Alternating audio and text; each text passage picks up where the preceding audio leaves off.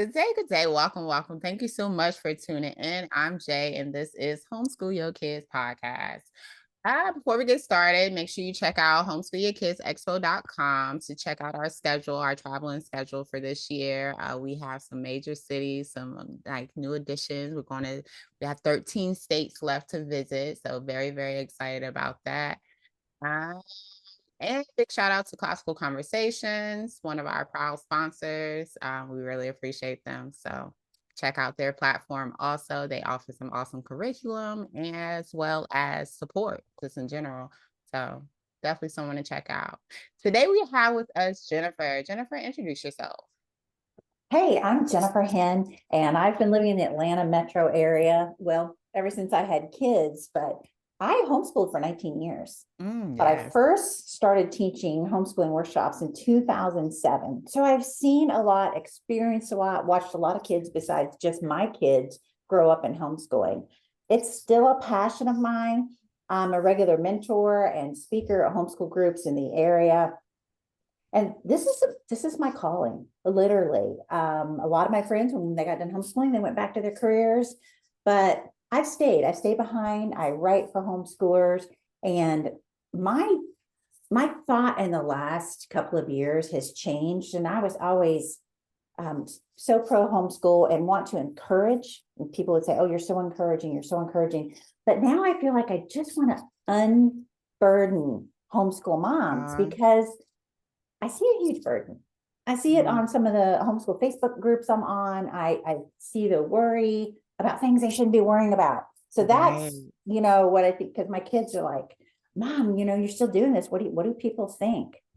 And I said, I think they love it that we're all the way through. And Mm. we're still pro. Everyone in our house is still totally pro homeschool. My husband and I, was it hard? Hello. But we're like, no regrets, no regrets. Mm. We'd do it again.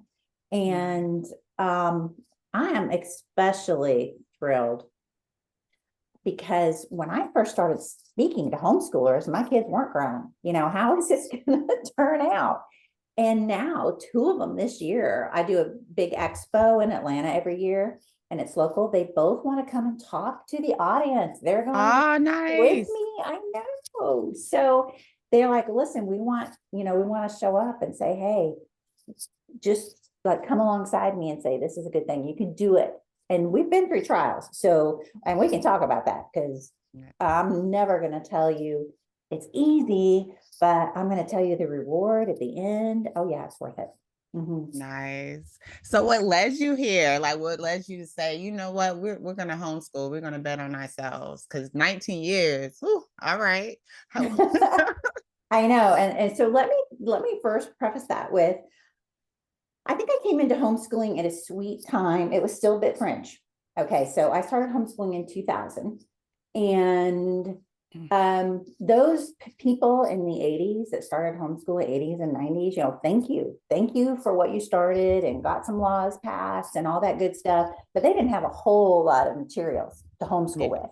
So when I came into homeschooling, a lot of those families were almost finished and they'd created a lot of their own materials. So was access more to homeschool conferences, to homeschool curriculums, and a lot of people early on did it for religious reasons. And almost everybody I knew that was homeschooling just because of their faith. Some people don't like the word religion, but their faith, or they felt like this is what we want to do. But mine was literally when I was a little girl, like 8 years old, and would play house at my home. I'm like, when I grow up, I'm never going to send my kids to big bad school because I had learning disabilities that were never diagnosed. Okay. Oh man. Okay. So there are so many people with stories like mine because I've heard them, I've watched them. There's been documentaries, there's been books written. Um, if you would just apply yourself, oh, you're lazy. Oh, you're not Mm. trying. And then every year was going to be the better year. Next year will be a better year. Next year will be a better year. So I have such a classic case of being passed along Mm. and then get hit in middle school and flunking Mm. math and language. And middle school is also when I started skipping school. And Really? you know, when a child is struggling and they don't get the help that they need, they're really up against a wall. You know, you've got to pass to the next grade, you have peer pressure, you have home pressure, you have pressure from the teachers. So this is what, you know, the little vow I made as a young child is I will never make my kids go through what I had to go through. Because even in first grade, obviously I'm a first grader. I can't understand what's going on with me, but I know that I'm not keeping up with everybody in class. And unfortunately, I took all that shame on me. Like you almost feel like you're bad because I want to please the teacher. I like my teacher says do this, and then I don't.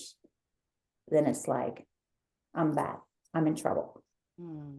So when I first met the first homeschool family in the late 80s, a family in Alabama, and I saw this woman was homeschooling, and I visited their house one time and I saw the little school area, and I just remember thinking, oh, this is a thing. This is a thing. I didn't say anything. I didn't ask her any questions. I just observed.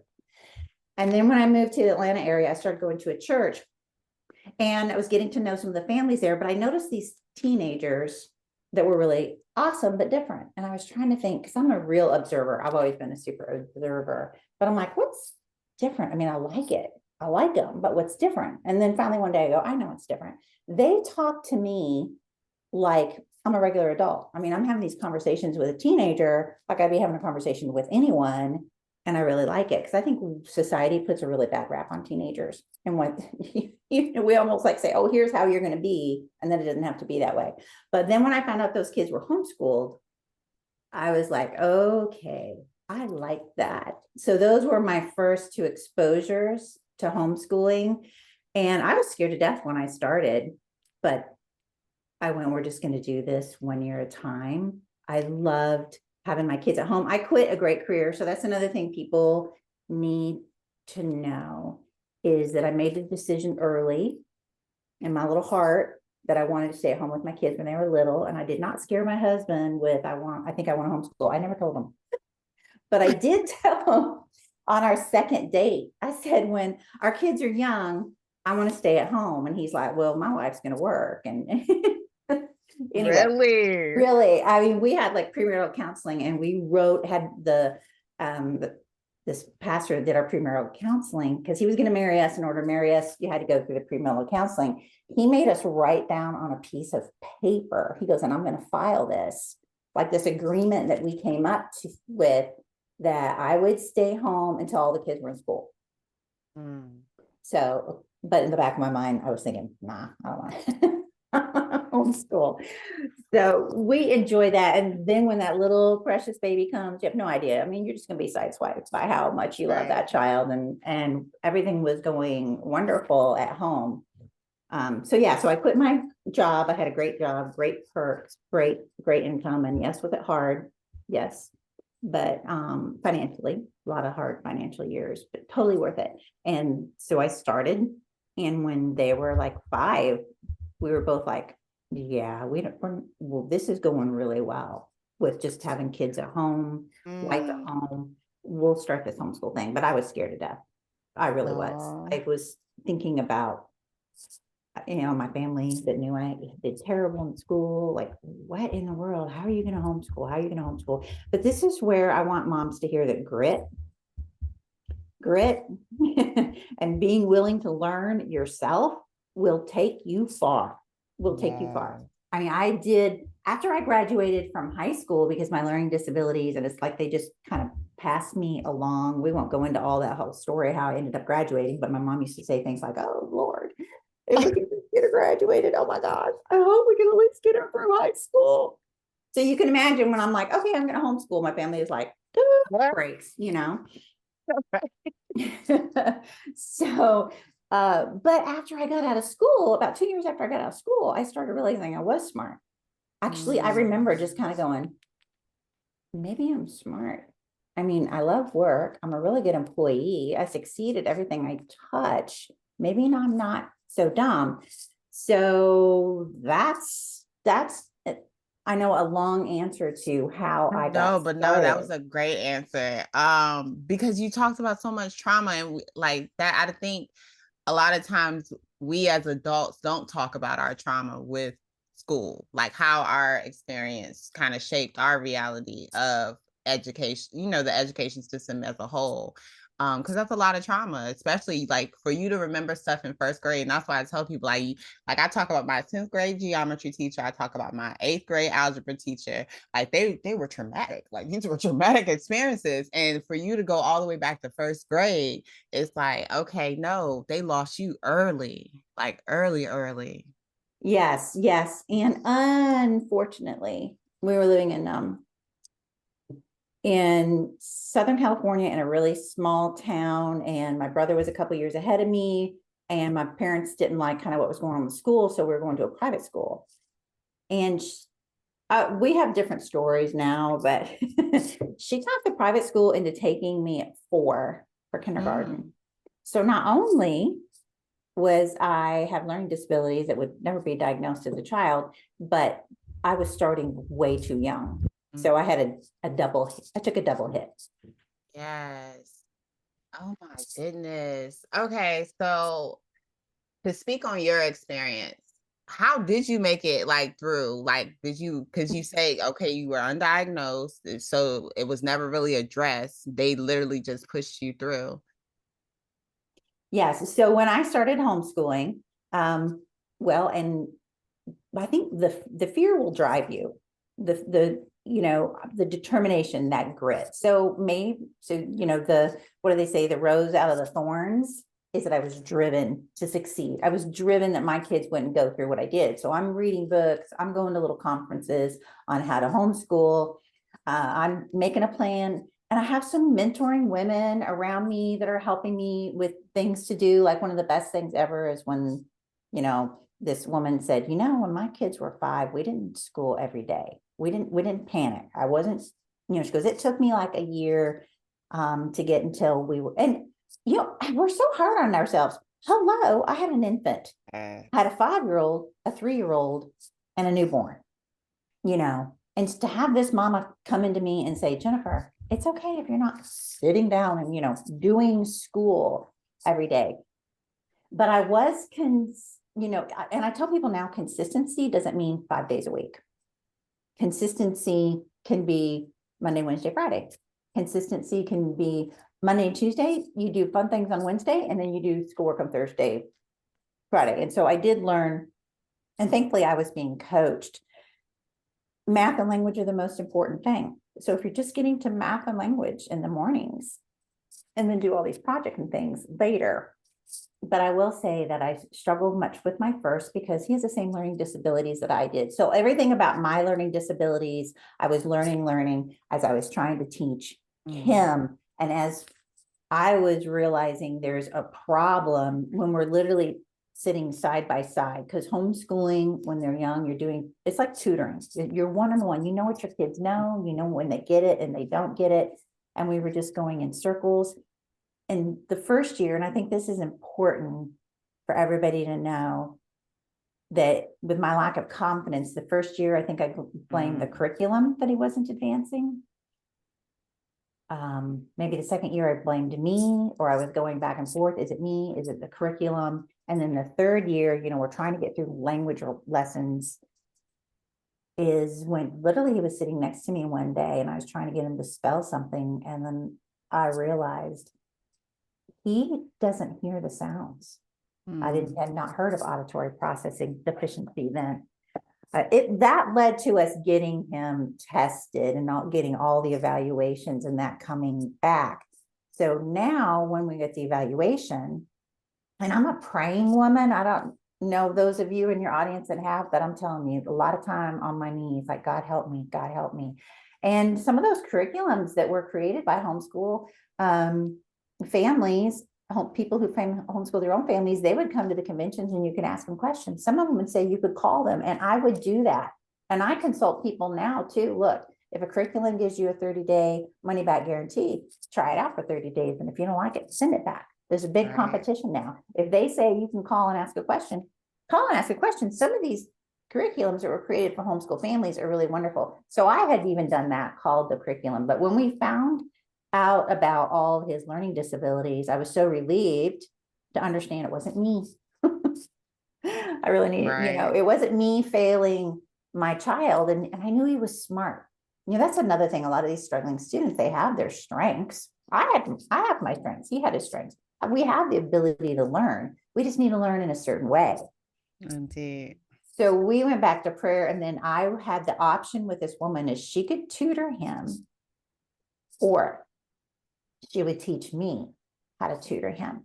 And so that is when I can say in my 30s was the first time I ever learned phonics. And let me tell you, I worked with her on how to do it. I got all the program, all the materials. I learned about sensory issues and how we use, the more of our senses we use, the more that we retain. I learned how to work this language remediation program. But my mind just kept going, oh my gosh, what would have my life been like if someone would have taught me this when I was young? Instead of this shame that I went through not being able to spell, and people going, why can't you spell? And I'd say, because I can't memorize the whole dictionary. I mean, I didn't know, because I've never been taught phonics. We were taught to kind of memorize, or people would think, oh, they'll just catch it. Which I will say, the first homeschool conference I ever went to, and the woman was, wrote several books on how to homeschool. She was known nationwide. She had a PhD. I'm like, okay, she's got a PhD. Her kids are all in college. I got to listen to this woman. And she talked about, and here's how your kids learn to read. Well, really, it was more like what was going on in Southern California when they were teaching me this whole word memorization, guessing thing, instead of teaching phonics. So I'm like, well, who am I? I don't have a degree. This lady has a degree. But one of the things I've found out over the years is, if you have struggling students, a lot of times people with a lot of degrees just don't understand. They just don't get it. And my child was never going to learn the way she said he should learn in that first homeschool conference I went to.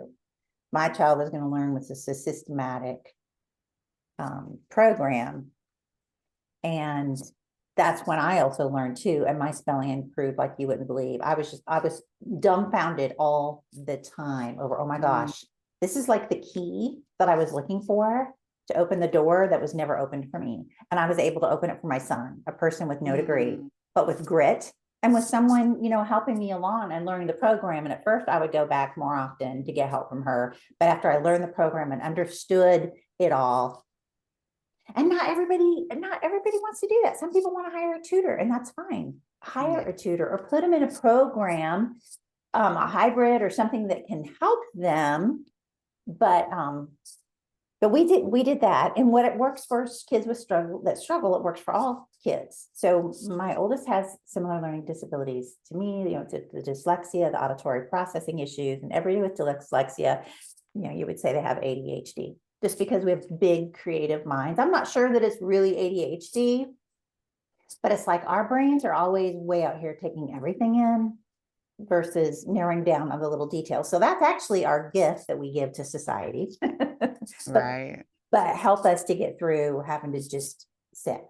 So then my second son, which was 2 years later, he is very much an average learner. Like, he read the average way at the average amount of time. He's a really good student. He's a kid who everything he picked up, he seemed to excel at. Your classic older kid struggles to learn. Second kid learns really easy. And then my daughter came along, and she has high functioning autism, but it was really tough getting diagnosis, sensory issues, and gifted in language. So gifted in language, but a profound math disability. So in the beginning, when she was 4, she could write a better sentence than either one of her brothers who were older than her. And I never taught her to read. But I remember it was such a struggle to teach my oldest to read. And I'd heard about some kids teach themselves to read, and I didn't believe it. I was a denier. Oh, that's just stupid. Nobody teaches themselves how to read. Like, there's no way. And then God went, watch this. I never taught my daughter a reading lesson in her life, and every test she's ever taken, even as an adult, when she was evaluated by an educational psychologist, she soared in the language department. So those were my three distinctively different personalities, distinctively different learners. And I'm just going to back up to the elementary years and tell you what I did and how it worked really well for us, and the test we took that proved it worked. Okay. So math and language are the foundation for everything else. So Mama, I know you don't have a lot of time. I know you don't have hours. And it might have sounded like I spend hours. I did not. When they're young, it's a tutoring. A lot can be accomplished in a few minutes. So in the morning, before the interruptions, before, the ADHD meds wear off, or whatever supplements we didn't do meds, but we did supplements. I did all kind of high protein shakes with caffeine, things to help my oldest to be able to pay attention. And so we get through those. Then after that, we did projects. We did lots of projects. We did tons of reading. Let's learn about space. Okay, we go to the library and we grab tons of books, picture books, step into reading books at everybody's level. And we cut out things, we put them on the wall. We talk about space in our afternoon time or after our, the specific math and language studies. And then we go on a field trip to look at something that we learned about with space. Now what are we going to study? Oh, and waterways. Let's study water. Let's study ponds and lakes. And okay, so then what are we going to do? We're going to be going to ponds and to lakes. After we study it, then we go do, okay, what are we going to study now? And that is how I taught all three of them at the same level. I still have some of the things that they did where you can see, big brother, this was his coral reef that he created. Then the younger brother, this was coral reef that he created. And then little sister, here's the coral reef that she created. They were all creating it at their level. And the interest was high because we were using living books, right? Not textbooks. We were reading books that were written in the narrative form. So what my husband and I learned were that, his mind was blown because he's like, I never was excited like this to learn when I was a kid. Aww. And the way they would maintain what they knew. This is his parents. My husband grew up on the Mississippi River in Iowa. So one year when we were going to go visit, before we visited, we took a few weeks to study the Mississippi River. We looked at where it starts. We looked at the science behind it, and we used these living books for it. We looked at the history and the, animal life and all that stuff.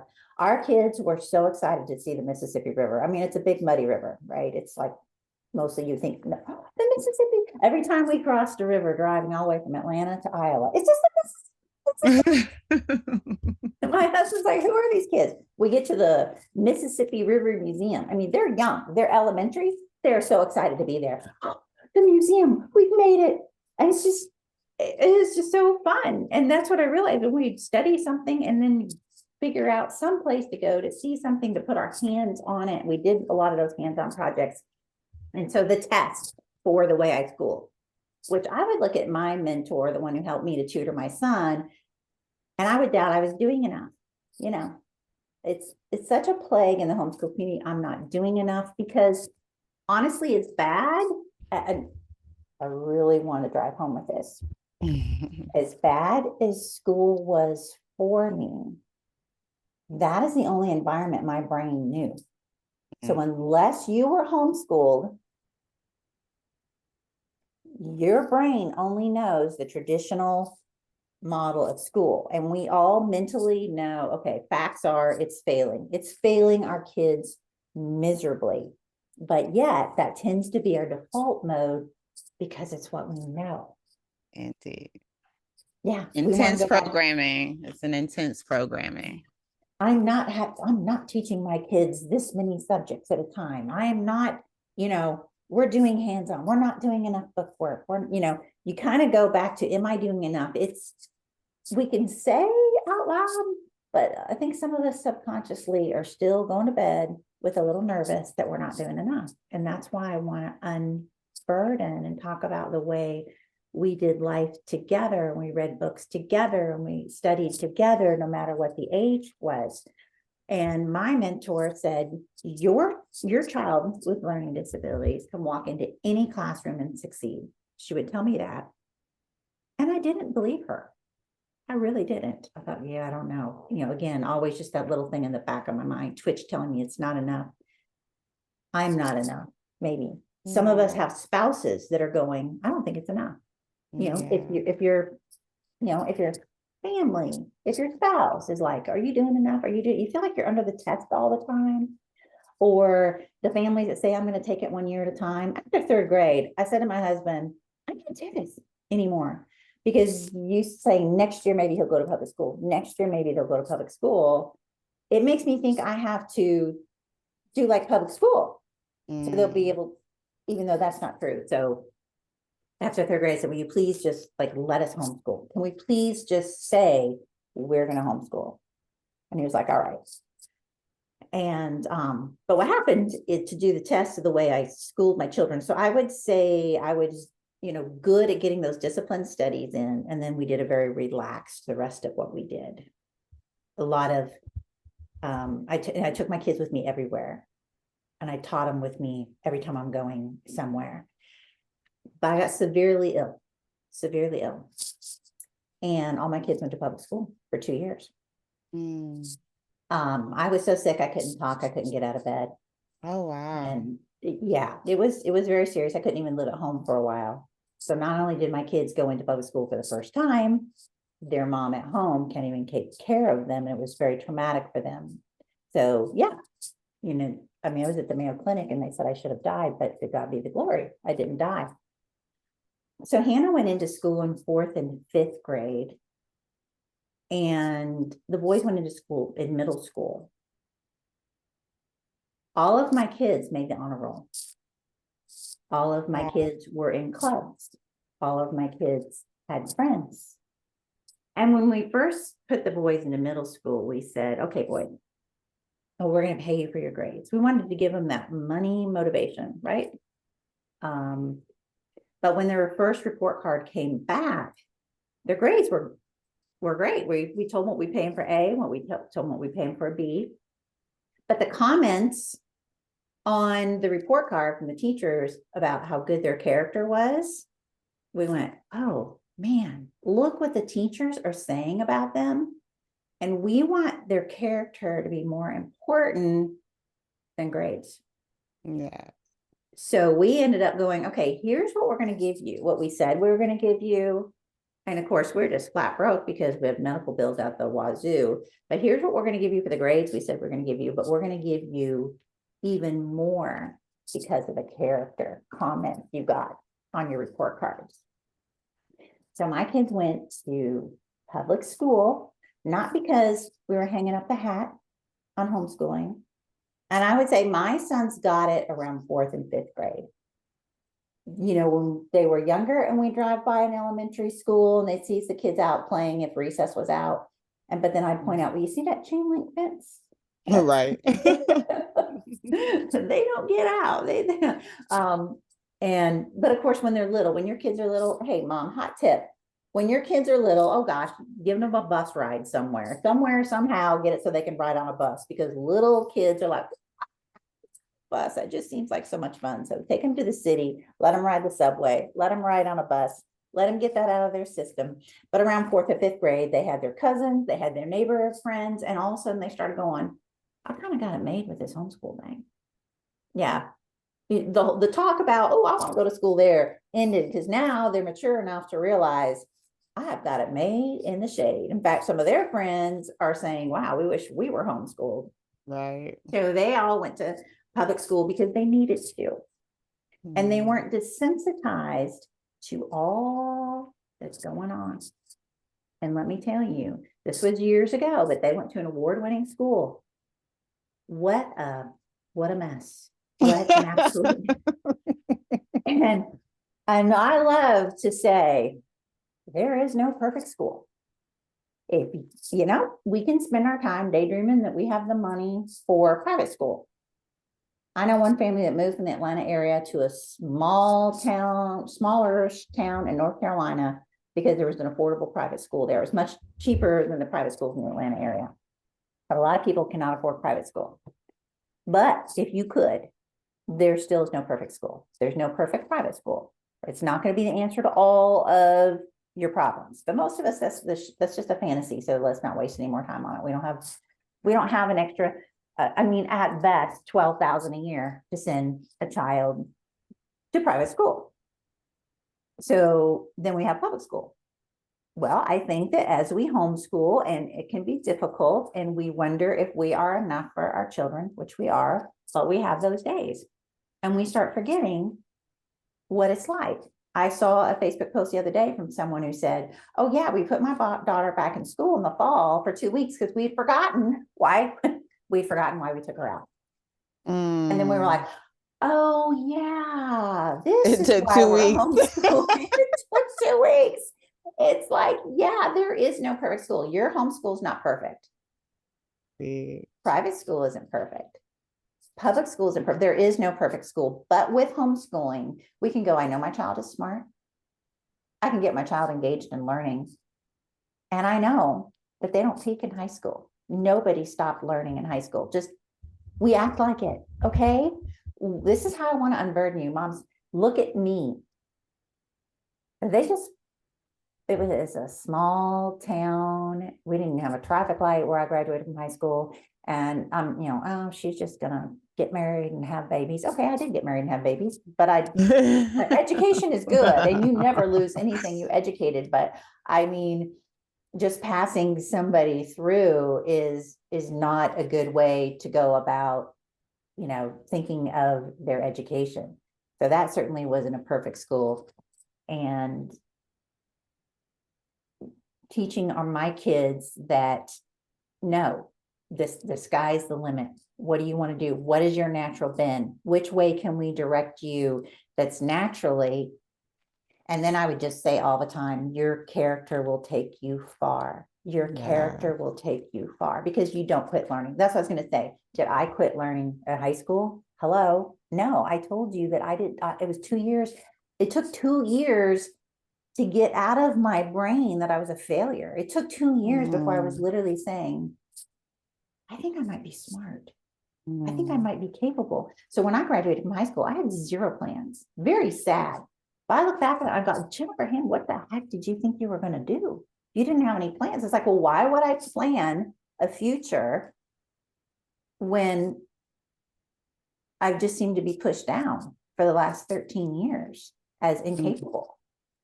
So with my kids, I'm lifting them up, I'm lifting them up, I'm lifting them up. So if your child is, really, if you're a real academic family, our kids are a lot like us. Awesome. We need people of good character as CPAs, as lawyers, as politicians, as doctors, all those things.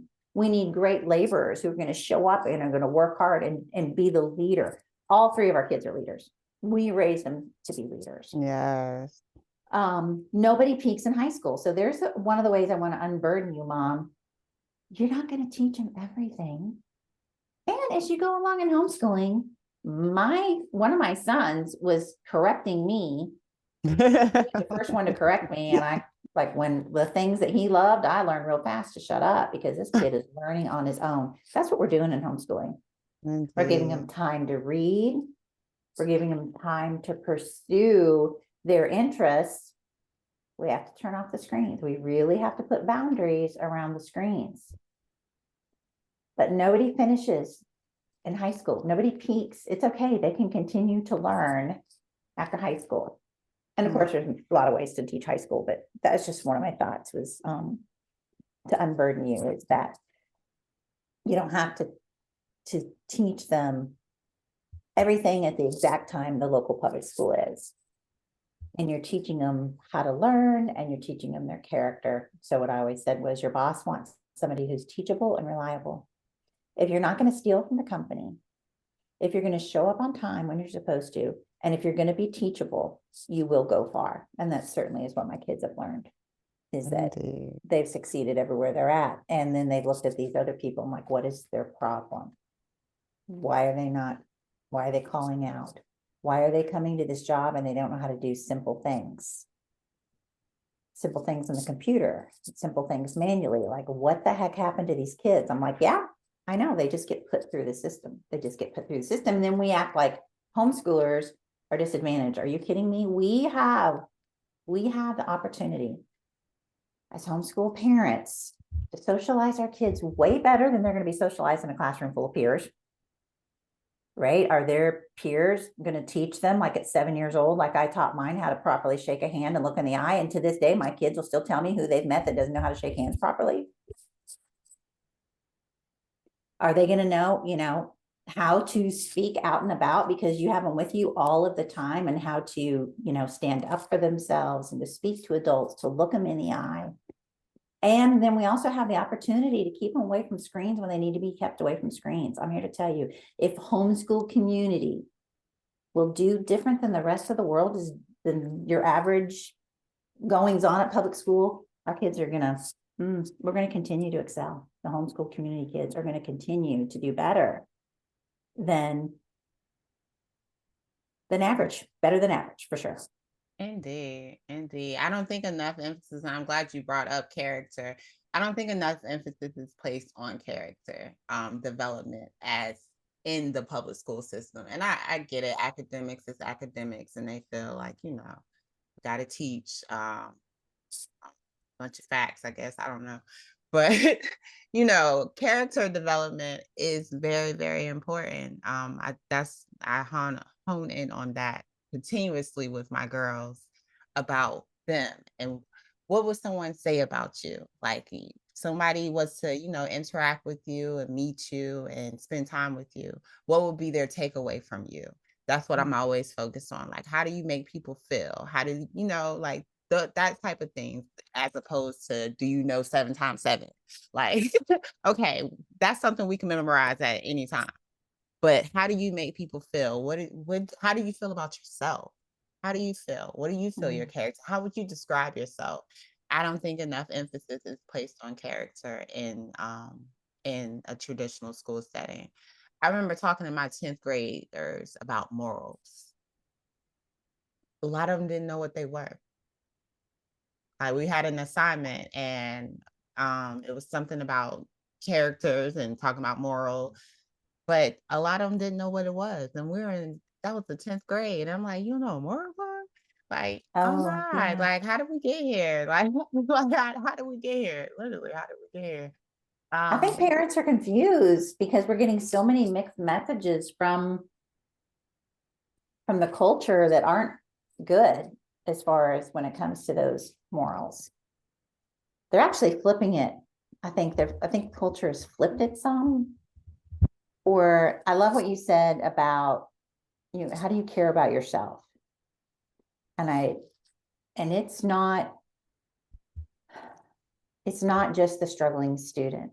These kids, oh my gosh, honestly, my heart breaks for what's going on with social media and trying to put this persona out that's so unrealistic that nobody could keep up with. We've got adults doing it, so the young ones are doing it.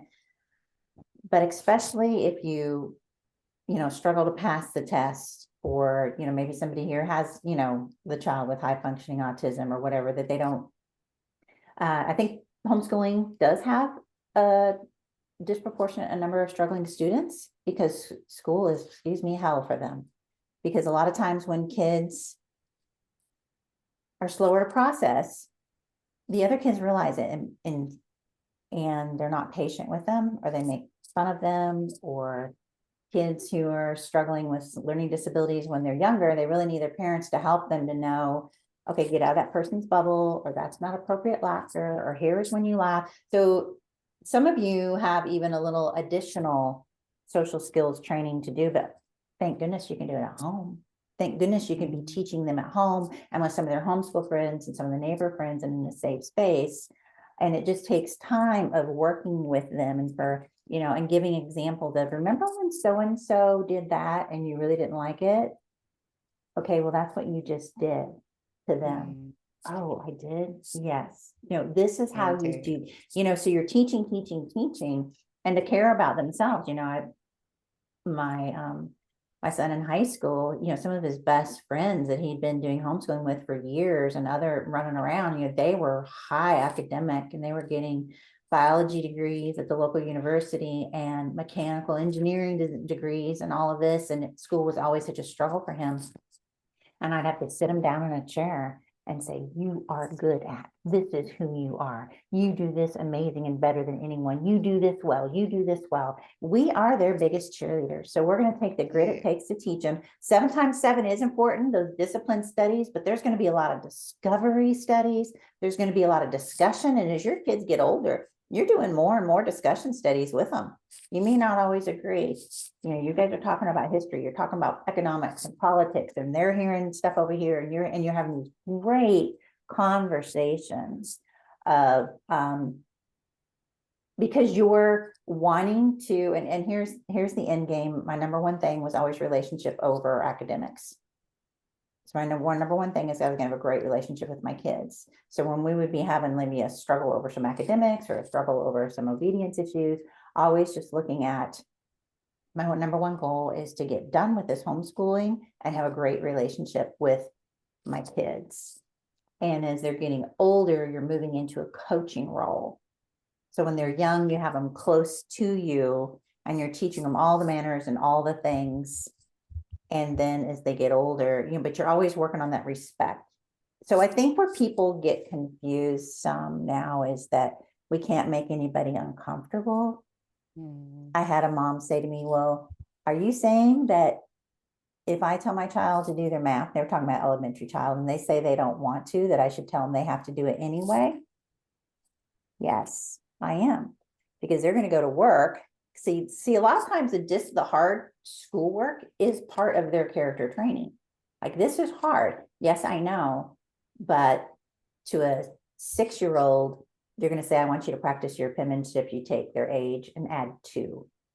So the 6-year-old, I want you to practice your penmanship for 8 minutes. Like, solidly sit there and write that letter that you're struggling with or whatever. Write those sentences really nice, and why don't you work on it for 8 minutes? You set the timer or whatever works for your child. But that's a good starting point. The same with their math facts. You've sat them on the couch next to you. You've given them their little math lesson. You've made sure that they understand. You've checked the first couple of problems. They've got them correct. Okay, I want you to do the rest of these practice problems. You're 8 years old. Okay, I'm going to set the timer for 10 minutes. I want you to diligently sit at this table and do 10 minutes of math computations. And you're training them to be disciplined. And somewhere along the line, discipline became a bad word, because I've done book clubs and I've done summer clubs with moms. And I say, everyone tell me what you think discipline means. And I want to turn it on the head. And discipline means, it's not a bad thing. Discipline means to train. It's like going to the gym and working out. You're disciplined for your sport so you can improve at your sport. But we also need to be disciplined at some of our schoolwork so we can improve at our schoolwork, because we need to know how to read. Hello. Because we're going to learn. Indeed. We do have an opportunity to teach our kids really well, but to give them boundaries. And I think kids, in the end, they want boundaries. I just did a mom's retreat and we had a lot of fun going over learning styles. Are you auditory, kinesthetic, visual? Are you an analytical learner? Are you a global learner? You know, those things are really fun to look at for ourselves. Even since I was prepping for the retreat, I had some family members here. I said, okay, let's everybody do it. And we all kind of knew what we were to start out with. And it was fun to get with the mamas and say, okay, here's how you can help your child with those discipline studies if they're a kinesthetic learner. Here's how you can help their child with those, math facts if they're a visual learner, or if they're an auditory. What does it mean if they're an auditory learner? So that's what you want to go to your homeschool conferences for. That's what mama, you want to be. Moms, you need to be educating yourself. And when you're just at your wits' end, because hello, life, sometimes even looking at, wait a minute, backing up and going, what is my child's learning style? What might I be able to do? Like, if I could do one thing different in our school day that could help that child. So this is why we need each other, and we need your podcast and this talking together, because we have so much on us as moms, we forget. Like, oh yeah, that's right. I forgot. That child really needs to be able to talk everything out. Indeed. And you've written a book. I did. I wrote, so I've taught last year was my 11th year to teach Homeschooling 101 at the Southeast Homeschool Expo. So it's really great. It's like a 4-hour information overload thing. But so I took just a general overall look of how to homeschool. I titled it, Take the Mystery Out of Homeschooling, a how-to guide. It's a good book for those that are, new to homeschooling or considering homeschooling.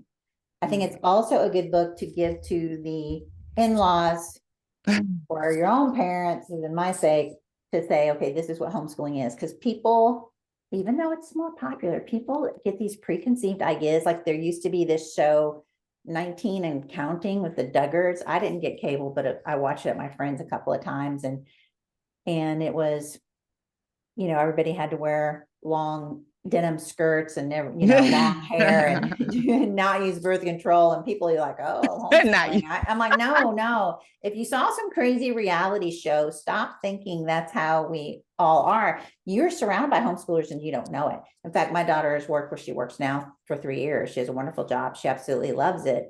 And it was just a few months ago that somebody made a crack about homeschoolers, and the other employee went, well, Hannah's, points at her and says, Hannah's homeschooled, and their mouth dropped open because their idea of a homeschooler was someone who is an oddball. And I'm like, yeah, you guys are people have homeschoolers all around them, and they don't even know that they're homeschooled. Indeed. I know we were watching a movie. Me and my girls were watching a movie like last weekend, and the homeschooler in there, I said, look at how they got the homeschooler in here looking. And my daughter was like, yeah, it's like they got weird and like, awkward and all this stuff. Like, but we were just, taking note of that. It is funny, the depiction of homeschoolers, and that's what everyone's so caught up in. But like you said, there's homeschoolers all around people, and they don't really realize it until they actually have the conversation. But yeah, also, I feel like homeschoolers stick out, like you said, with the teenagers that you came across, and you were like, oh, wait a minute, they're a little different. But it wasn't bad different. It was good different. And it's like, okay, well, why are they different? And then you found out they were homeschooled. I feel like that's how a lot of people interact with my girls. They're always like, there's something different about this, like, and then when I said, oh, we homeschool, and they're like, that explains it. That explains it. Because they're just so vocal, they're so opinionated, they're so confident in just asking questions. We went to Sprout the other day, and we were getting some tuna from the little, the meat man or whatever. And my daughter was like, some questions for you. It's like, you eat fish, like this is her. And I'm just standing back, like just waiting on him to get my stuff. But she's just like, you eat fish, right? So what's your favorite fish? And she goes on like question after question. And he's just like just looking at her like, and I didn't, say we homeschool or anything, but I just love to see the interaction because like it's funny that people really think that socializing is an issue. No, it's absolutely. And that is, so let me give you a couple of terms. And I read about this years ago, and it just really has stuck with me, and I talk about it a lot. So one of the things that are different about our kids is they're not peer dependent. I'm not saying that they're not influenced at all by the culture, or not at all, but they're much less. And I've heard moms that have come into some homeschool communities going, oh my gosh, thank you so much that your kids accepted my child. But we're not as much into what you're wearing or having to be like your peer. We're multi-generational. We hang out in families. When, my kids, it's not like in school and you have your best friend in your class. The next year you have a different best friend because you're in class together, or everyone that is right here in your district. We're coming from all over and traveling and getting involved in 4-H and scouts and different homeschool clubs. And we're hanging out in families. So our kids are used to talking to people older than them and younger than them. And they're not as influenced by their peers and what you're wearing and what you're driving and things like that. And then the other one is we're not adult phobic. And that's what you're talking about right there. And when my health was failing for a few years, and I was undiagnosed, and it was getting harder and harder to do anything. And so my kids had to do more and more. And they come back and they say, that was really good for us, even though it was all a very hard trial. But one of the things that they had to do was, as my health was declining, And I took them to the grocery store at a very early age and made them, we did it as preschool. I just stole this from Sesame Street. We'd have the color and the number of the day. So I'd take a Sharpie, here's the number of the day when they're in preschool, and I'd write it on the back of their hand. And then I'd color it with the color of the day. So they'd have like a yellow circle with a 9 on it. Now, when we get to the grocery store, look for the color, look for your number. And then they'd weigh things. And then as they got older, I make them take turns at the deli to order. And we'd go like on a Tuesday at 10 when hardly anybody was there. But there was one time I had to go to the deli, and my son came back and I'm like, where's the deli meat? He goes, they won't wait on me. He goes, and I even raised my hand. They will not wait on me. So I went back and I was like, hey, this kid is trying to order. Let this child order. So what I did I even raised my hand. I didn't even raise my hand. What I did not know. Oh, and the other thing I do is I take my grocery list and I'd split it. I'm like, okay, you go get this, and you have to get the right brand. And they'd hate it if they bring back the wrong thing. Like, no, that's wrong. Take it back. But then when I got totally ill, I was strong enough to drive. I could get in the car and drive to the store, but I couldn't get out and go in. And so my sons in middle school would do 100% of the grocery shopping. Oh, nice. And they knew how, and of course, asked me if they know how to grocery shop and cook. Now, of course they do, but my health helped me to see how much kids can do. As my kids would say, hey, so-and-so and so-and-so is going to the lake. Can we go to the lake today? Will you get this schoolwork done and we can go? But you have to do everything. It's like, Mom, we got it. They get the cooler, they get the lunch stuff, they make the sandwiches, they get the water, they load the car. They knew how to plant plants because I was too sick to do it. And I wanted my spring flowers. And as much as they griped, I'd be like, no, work the soil some more. No, I don't think you've worked the soil enough. You ask my kids what it takes to grow a plant. They go, well, first you got to prepare the soil. They can all tell you. And my oldest, who's an Eagle Scout, he went to help another scout with their Eagle Scout project. And he came home and he goes, this was like in high school. And he said, I can't believe it.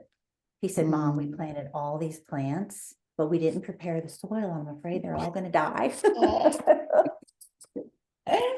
So, yeah, homeschooling, teach them to be adaptable, make them do hard things. That's the other thing. That's what I always told them. We said forever, you can be anything you want to be. No, you can't.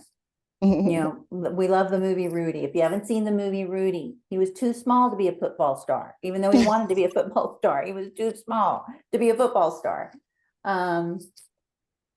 We don't always get to do whatever we want. And if we can find a job we love, I say, learn to love the job you have. Learn with a good attitude and go in there and love the job that you have. But every single job is going to have parts that we don't like. Just like homeschool. Teach them, no, I know you don't like to do that if you're in a co-op, but you're going to do it because you're going to obey the authority. I put you in this hybrid school and Mom wouldn't do it that way. But now that we've put you in this 2-day-a-week school, you're going to do what the teacher asks because you're going to follow the authority. So as homeschoolers, we need to be careful because we love our freedom. I love my freedom. I love my freedom. I'm a rule breaker. I know some of us are rule keepers. Some of us are more inclined to be rule breakers. But when you put your children into a co-op or underneath any other parent, even if it doesn't have to be an official co-op, it could be 4 moms getting together to study something. We did that a lot, 4 families. Teach them to obey their authority, and that sometimes we have to do things that we don't like, and it makes us better. My kids have grown; they've said it, and I talked a lot, but I want to say that one of the things that we hit on earlier is my son told me, which my kids will tell you. I mean, when you have this relationship with your kids where you discuss all kind of things when they get in high school, they tell you if they don't like your outfit, they don't like your hair, they tell you if they think you did something wrong. And we'd have these great conversations. And you teach them, well, I'm different than you, so I'm not going to do that. There's more than one way to do things right, etc. But my son said one day, he goes, Mom, you didn't do everything right. He was still in high school. And I said, yep, I didn't do everything right. He goes, let me tell you one thing you did do well. You always taught us to be a blessing to others. He goes, Mom, you did that really well. Because that is everywhere we get in the car, we'll be heading to, whether it's church, co-op, grocery store, look for someone to be a blessing to. Look for someone to be a blessing to. Be a blessing to the people around you. And that actually that covers a lot. That covers a lot right there. Look to be a blessing to people around you. Indeed, indeed. How did you self-care? How do you self-care? I am terrible to not say no. I think I like put a little sticky note up. I have 2 sticky notes on my monitor. One is don't complain, because I know, but when we start complaining about situations, we spiral down, right? Because what is going on in our brain? What is going on in our brain? And then the other one is like, just say no, because don't sign up for too many things. So I love to read and take long hot baths. I like to get out and walk. I took my kids to the park. I taught them when they were little, all the things like how to throw, how to kick, how to do all that. So I love to be outside, do some gardening, but how I begin with self-care is by saying no. And I know homeschooling revolves around volunteers, that we all have to help. But mom, having your schedule overfilled is going to make for a tense mom. So constantly looking at putting margins in your schedule so that you can just relax. How many days are you at home? In order to homeschool, you do have to be home. You know, if you're living in an area that has tons of homeschool stuff, like if you're living, then you have to cut it off at some point, because I think that's the number one way we can do self-care, is to not overcrowd our schedules. Some moms need to get out a little bit more. And I think her self-care, for the mom who isn't as people person as I am, her self-care is actually going to meet with some girlfriends. Her self-care is to set it up. Let's go for coffee. Let's go for dinner. Too many homeschool moms are like, we're single income. We're broke. I got to take care of my kids. And I had to really push for a mom's night out thing when my kids were young. We're tired at the end of the week. Maybe it's Friday night. And it just seems like it'd be easier if we'd stay at home. But no, once you kind of dress up, do your thing a little bit, go out, hang out with the girls. Play dates. Your kids are little. Play dates aren't just about the kids. Right. Play dates are for the mom. So the mom who has a hard time getting out, make sure you're getting out, because that's self-care. Get with some other moms. A play date can be just one other family that your kids enjoy, and go to the park. You need a mom in your life. And then for those of you who want to sign up for everything, stop. Stop signing up for everything, because because everything takes longer than you think, or you're going to stress yourself out if you're not at home enough. So that's my self-care. I need to say no to this day more often. I can give you the long list of things I'm involved in, and you'd be like, how can you do that? So the book I'm writing now, this is the reason why I'm really pulling back this year, because I've been working on my love book. It's going to be innovative homeschooling for non-traditional learners. And so I've been working with editors on it, and they're like, oh my gosh, Jennifer, please finish this book, get it done. People need it. It's going to help a lot of people, where I really talk about my children with learning disabilities, my child with autism, because unfortunately there's a lot of that in this world. Indeed, there is. And I think because we look at it as a disability, and I've had this conversation before, and I don't think this is my opinion, I don't see it as a disability. I see it as an individual, and that's how they learn. And instead of us accepting this is just them, it's because they don't fit into the standard, and they don't learn traditionally or societal norm wise. And so we label them with a disability, but in all actuality, it's just them. Like this is just them. And if we were more accepting of people just being them as an individual, then it wouldn't be so many labels going around. But it's the world we live in, so the labels are labels. No, but I agree with you. I've gone to where I've hated the labels, and then see the necessity in it. There's of course, you need accommodations for college. You have to have the documentation. But I agree with you. As for a long time, I'm like, no, it's not. This is just the way we think. This is the way people with dyslexia think. This is our struggle, but here's our gift. But I hear you. Yes, because I couldn't imagine all the labels I would have if I really was to tap into that. Exactly. Yeah. But yes, no, I appreciate you, Jennifer. What can we find you? Because I know you say you are an advocate believer in helping to lessen the burdens on families. So how do families find you to help lessen that burden? The best way to find me is to go to my website, Jennifer Henn, that's Hen with two N's, like a chicken, jenniferhenn.com, and everything that I'm going to be attending or involved in is there. I've started working on YouTube videos so I can launch them because I need to get some of these things on video to get out there. I think that's going to be the best platform for me. So I began that. Follow me or subscribe on my website. And then when that YouTube rolls out, which I actually have a piece of paper over here, the date. It's supposed to be the end of this month. I will be launching my YouTube and just sharing a lot of what more specifically, some of the detailed things that I did and the struggles that we went through, because I want to save your audience from making some of the same mistakes I did, or I want to again unburden them. I'm going to unburden homeschool moms. Yes, no, and I appreciate you for that because you're taking your trials, your errors, your experience, and just saying, here, hey, learn from me. It's not, you don't have to do this, but just understand this is what happened when I did this.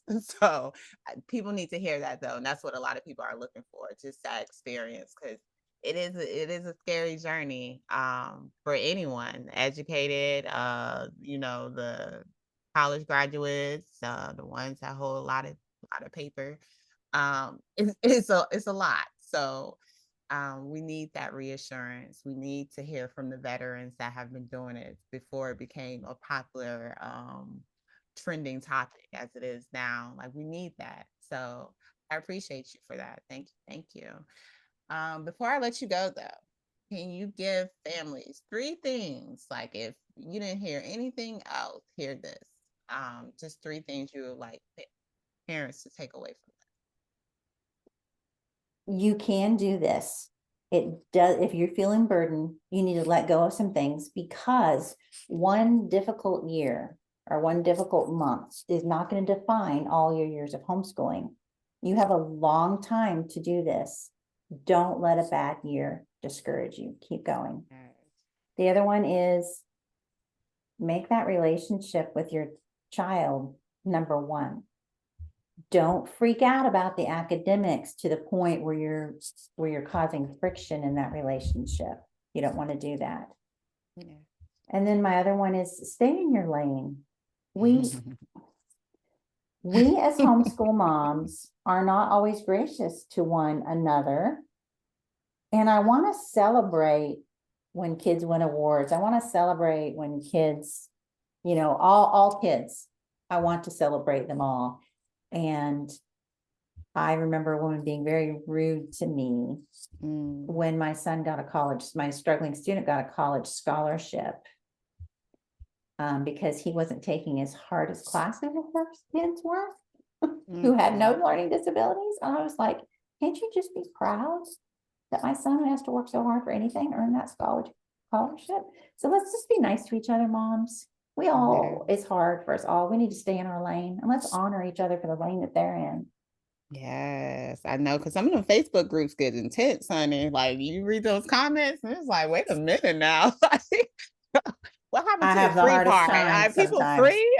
Are we free, or we have to fall into a structure of the home? Like, oh, you're a homeschooler, so you should do this. Like, no, I'm gonna keep with my free. I like being free. So, but yes, no, that's great. Thank you so much, Jennifer. Families, families, families. Tap in. Like, I'm all about resources and support, because this is not a journey you have to do alone. There are many, many, many individuals, and I love my little platform, because I get to highlight the many passionate individuals there are that really want to help families with this journey, because it's tough. It is tough, and you need that reassurance, because we definitely got all the ops. I'll call them ops. But all the naysayers or the ones that are discouraged, and so you need that community that will help build you up and lessen that burden for you. So thank you, Jennifer, for all you're doing, and families, parents, um, homeschool your kids.